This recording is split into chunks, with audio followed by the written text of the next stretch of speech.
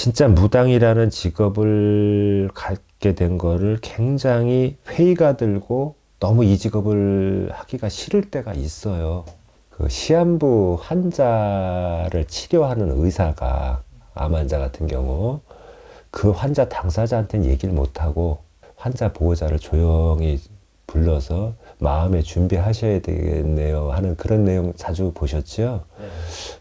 그 불행한 어떤 예감과 이 신점은 안 맞길 바라는데 밖으로 표현은 못했습니다만은 그런 게 더 잘 맞는 게 좀 슬펐고, 그게 중요한 게 아니고 희망이 없는데 그게 시간이 흐르면서 닥치지만 당신은 희망이 안 보입니다, 이 얘기 못 하잖아요.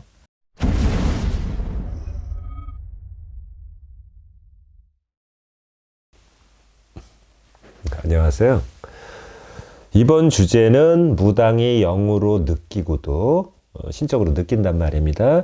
솔직하게 말 못하는 경우. PD님, 그 드라마나 영화 보면 그 시한부 환자를 치료하는 의사가, 암 환자 같은 경우 그 환자 당사자한테는 얘기를 못하고 환자 보호자를 조용히 불러서 마음에 준비하셔야 되겠네요 하는 그런 내용 자주 보셨죠?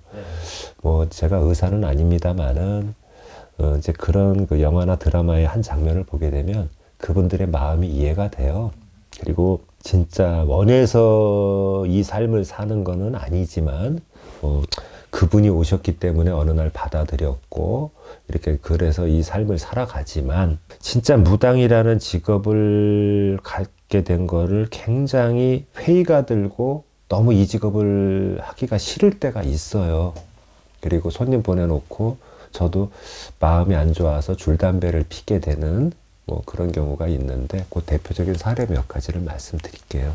예를 들어 기러기 아빠 아시죠? 외국에 돈만 붙이고 여기서 혼자 뭐 컵라면 먹고 대충대충 때우고, 기러기 아빠가 다 그런 건 아닌데 그 실제 사례 중에서 기러기 아빠였어요. 근데 저는 이제 손님이 오면은 사진을 보여달라고 그런단 말입니다. 동반 안 하는 사람은 관상을 보려고. 사주하고 사진하고 받아보니 여기서 밑빠진 독에 물 붓기 식으로 버는 족적이 해외 송금해주고, 목적이 나쁘지 않죠. 해외 유학 좋아요. 그런데 그 배우자가 바람이 났다는 게 느껴지고, 그리고 사주상으로도 그렇고 관상으로도 그렇고 저는 느낄 거 아닙니까?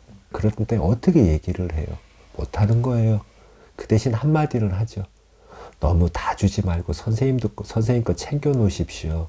그렇게 말을 돌려서 하게 되는 경우가 있고, 마음이 좀 그러네요. 이 영상 주제는 암 환자분이 아드님하고 같이 왔어요.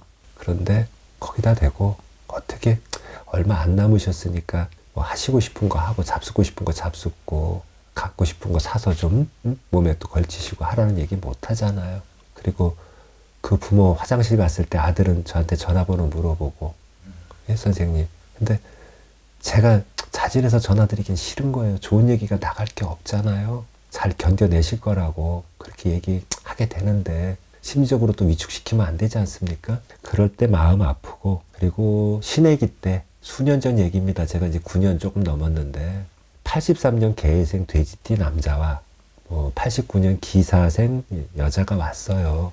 근데 다 선남선녀고 잘생겼고, 그런데 뭐 그게 중요한 게 아니고 꼭 그 띠들끼리 결혼한다고 100% 이혼하는 건 아니지만 차마 그 얘기를 못 하겠더라고요. 근데 또 어느 날 날을 잡아달라고 찾아왔어요. 결혼 날짜를. 궁합이 안 맞아가지고 안 좋은데 날짜를 잘 잡는다고 100년 해로하는 거 아닙니다. 그쵸? 근데 날을 잡아줬어요. 글쎄 지금 같으면 아싸리 한번 다시 생각해보라고 내가 얘기하겠는데 그때 왜 못 말렸나. 그리고 나서 시간이 흘렀는데 둘이 다 카톡에 전화번호가 다른 사람으로 바뀌었어요. 그건 뭘까요? 헤어졌다는 얘기죠? 1, 2년 내에 그런 일이 발생했단 말입니다. 그 불행한 어떤 예감과 이 신점은 안 맞길 바라는데 밖으로 표현은 못했습니다만은 그런 게 더 잘 맞는 게 좀 슬펐고, 그리고 아이를 미아하시죠. 잃어버리고 언젠가는 만날 수 있다는 희망으로 점을 보러 왔어요. 그런데 당신 아이 이 세상 사람 아니고 다음 생애에나 만날 수 있고, 아니면 나중에 죽어서 하늘나라 갔을 때 그때는 만날 수 있어도 살아서 만날 희망은 버리십시오 이야기를 못 하겠는 거예요. 왜냐하면 마음이 비관이 돼서 혹시 자살이라도 할까봐 차마 그렇게 말을 못했던 경우도 있고요. 그리고 사주상이나 관상으로 모든 걸 봤을 때 저는 관상을 더 중요시 여깁니다. 사주가 똑같아도 사는 게 틀리다 그랬잖아요. 아무리 눈을 까두집어 놓고 다시 보고 다시 봐도 배우자가 없어요. 그런데 선생님 저 언제 장가 갑니까? 언제 시집 갑니까? 그랬을 때 당신 팔자에는 이번 생에는 결혼이라는 게 없으니까 포기하시오. 이 소리는 못하는 거예요. 예? 그렇죠? 그 결혼에 어떤 그 갈증을 느끼는 사람한테 그런 게 좀 그럴 때 많이 안타깝고요. 그리고 뱃속에 속도 위반이라고 그러죠. 흔히 얘기해서 호화혼수라고도 하고 아기까지 임신해갖고 두 부부 될 사람이 왔어요. 아싸리 임신이라도 안 됐으면 얘기를 하겠는데 뱃속에 아이 지우고 둘이 헤어지십시오. 결혼하면 안 됩니다. 소리 못 하잖아요. 그럴 때 내가 느끼는 걸 왜 진실되게 말 못하는 그 상황도 그렇고 참 그럴 때 갈등을 많이 느낍니다. 그리고 정신이 좀 이상한 사람들이 있잖아요. 자기는 모르지만 그런 사람이 뭐 남자 여자 다 그런 예가 있었는데 선생님 왜 전 연애를 시작하면 보름도 안 돼서 깨지고 일주일 만에 깨지고 왜 여자가 도망가고 남자가 도망가요? 그럼 뭐라 그래요? 당신 정신이 이상해서 그런다. 당신 같으면 정신이 이상한 사람 만나겠느냐? 올바른 사람 만나지. 못생겼든 잘생겼든 그걸 떠나서 말입니다. 그럴 때 뭐라고 얘기합니까? 희망 고문인지 알지만 아이 연분이 안 돼서 그 사람하고는 그런 거니까 또 다른 짝을 한번 찾아봐요. 이렇게 얘기할 수밖에 없을 때. 그리고 또 한 가지.